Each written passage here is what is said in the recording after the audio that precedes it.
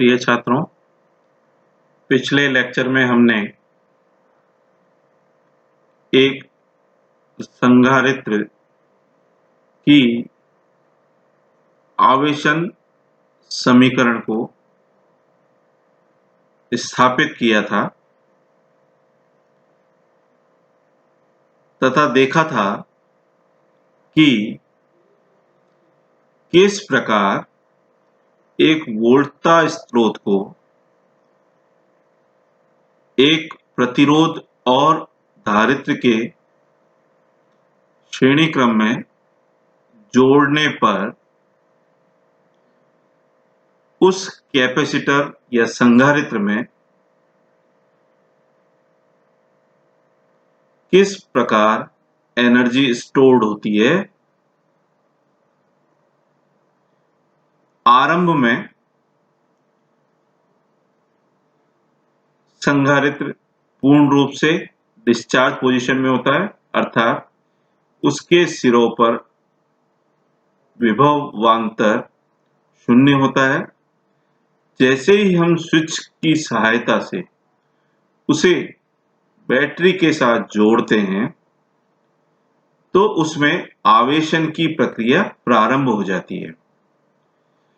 जैसे जैसे संधारित्र में आवेश जमा होता है, एक्यूमुलेट होता है, वैसे वैसे उसके सिरों पर विभवांतर बढ़ता जाता है।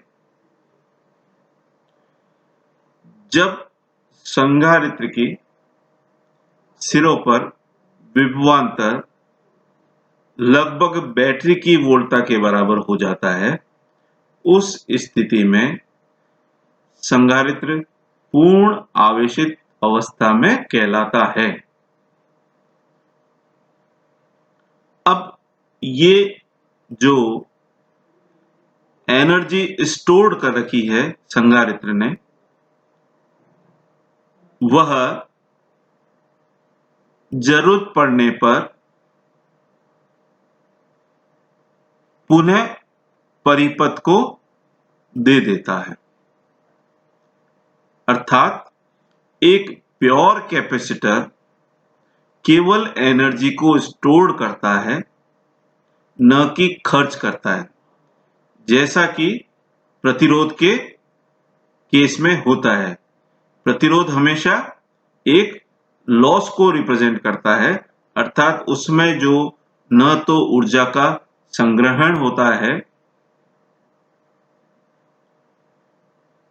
अब हम एक पूर्ण आवेशित संधारित्र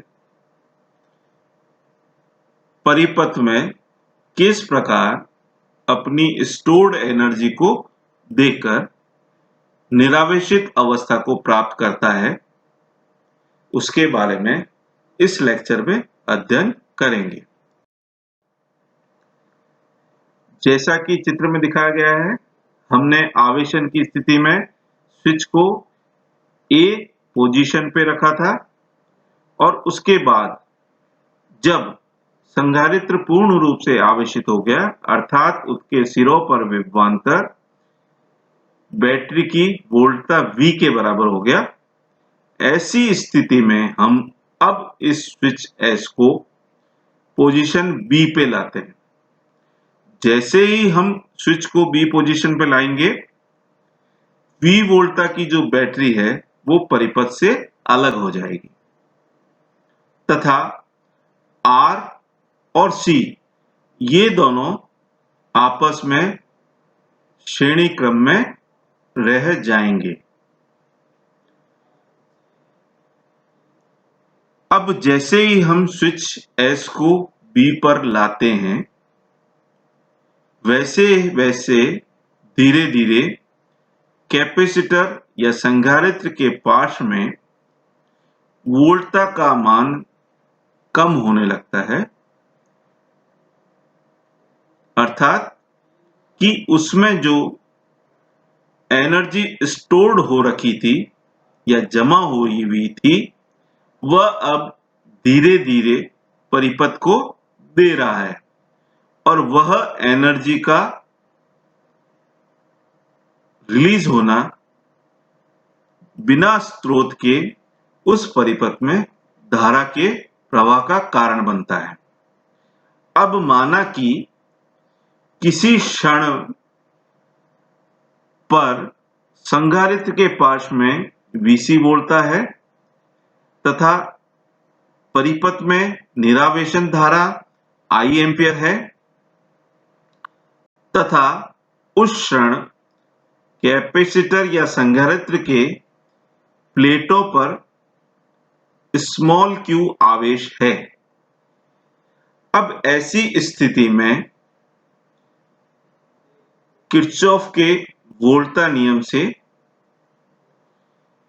एक प्रतिरोध के पार्श्व में वोल्टापात R इंटू करंट I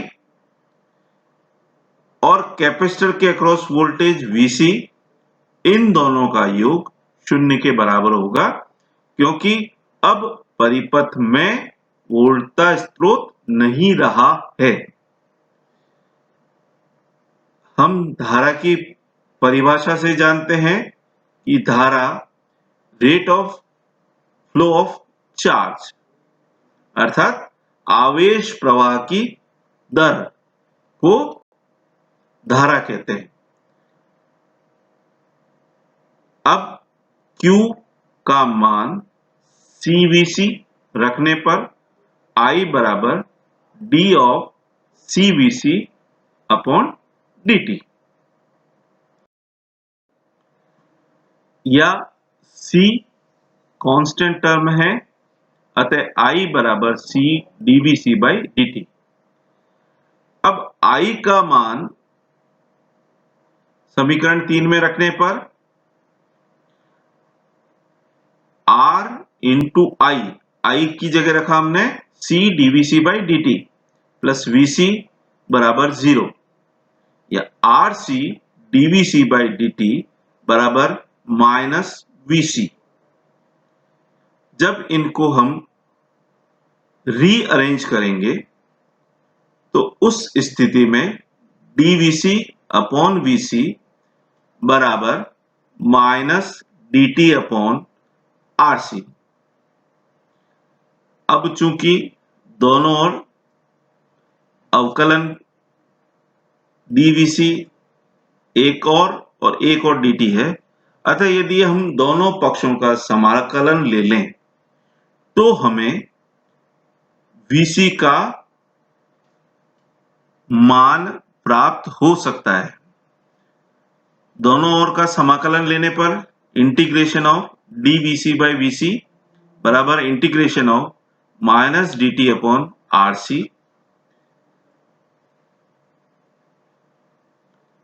अब ऐसी स्थिति में जो dVc अपॉन Vc है इसका समाकलन होगा log Vc की बेस E या नेचुरल लॉग ऑफ Vc बराबर -1 अपॉन RC कांस्टेंट है इंटू T प्लस K2, जहां पर K2 एक कांस्टेंट या स्थिरांक है।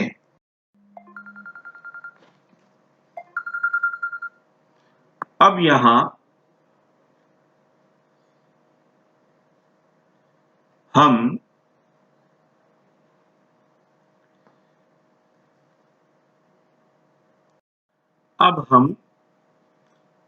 K2 जो कि एक समाकलन स्थिरांक है उसका मान ज्ञात करेंगे। जब हमने स्विच को B पोजीशन पे प्रारंभ में t बराबर 0 पर रखा था, उस समय हमारा कैपेसिटर फुल्ली चार्ज था, अर्थात उसके सिरों पर विभवांतर V था, अतः t बराबर 0 पर Vc बराबर V।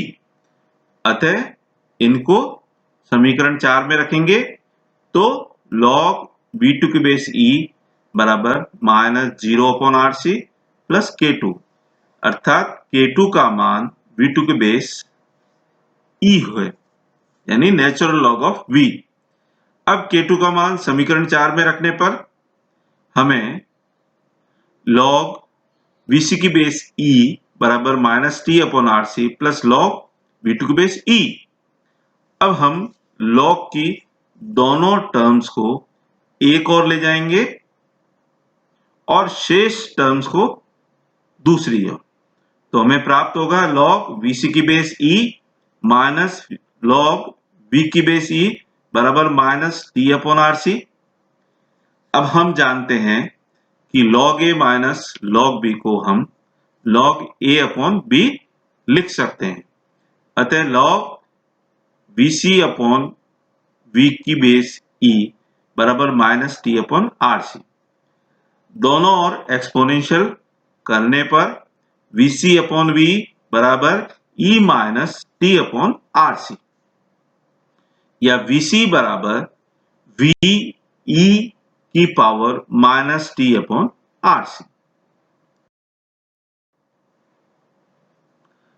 अब इस कैपेसिटर वोल्टेज VC को टाइम के रेस्पेक्ट में हम एक ग्राफ के माध्यम से समझाएंगे, जैसा कि चित्र में दिखाया गया है। एक एक्स एक्सिस पे हमने टाइम स्केल लिए t और वाई एक्सिस के ऊपर कैपेसिटर के अक्रॉस वोल्टेज VC। तो प्रारंभ में वोल्टता अधिकतम होगी और जैसे जैसे समय निकलेगा वैसे वैसे वोल्टता का मान कम होता जाएगा और अनंत टाइम t पर इस VC का मान 0 के बराबर हो जाएगा।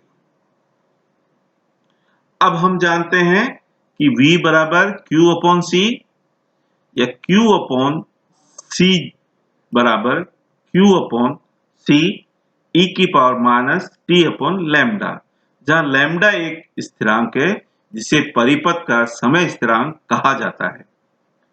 अतः Q बराबर कैपिटल Q e की power minus t upon lambda, अर्थात जैसे जैसे समय निकलेगा वैसे वैसे कैपेसिटर में स्टोर्ड चार्ज कम होता जाएगा। अब यदि t का मान लैम्डा के बराबर हो तो Q बराबर 0.368 Q, अर्थात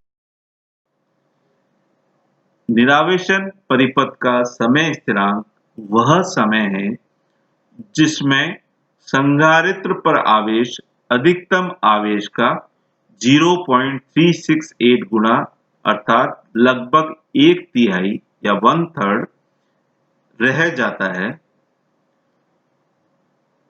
अब धारा I बराबर dq बाई dt, Q का मान रखने पर हमें I बराबर d upon dt of Q e raise to minus t upon lambda,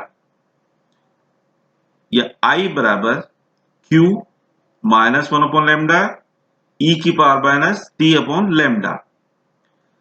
अब लैम्डा का मान पुनः रखने पर हमें I बराबर minus v upon r e की power minus t upon lambda. ऋणात्मक चिन्ह यह दर्शाता है कि परिपथ में बहने वाली धारा आवेशन की समय बहने वाली धारा के विपरीत दिशा में होती है और इस धारा का एक वक्र की सहायता से समझाया गया है, जैसा कि इसमें देख रहे हैं आप। जब t बराबर 0 होगा अर्थात I का मान माइनस I0 होगा, अर्थात अधिकतम होगा, और जैसे जैसे समय निकलेगा वैसे वैसे इस धारा का मान कम होता जाएगा और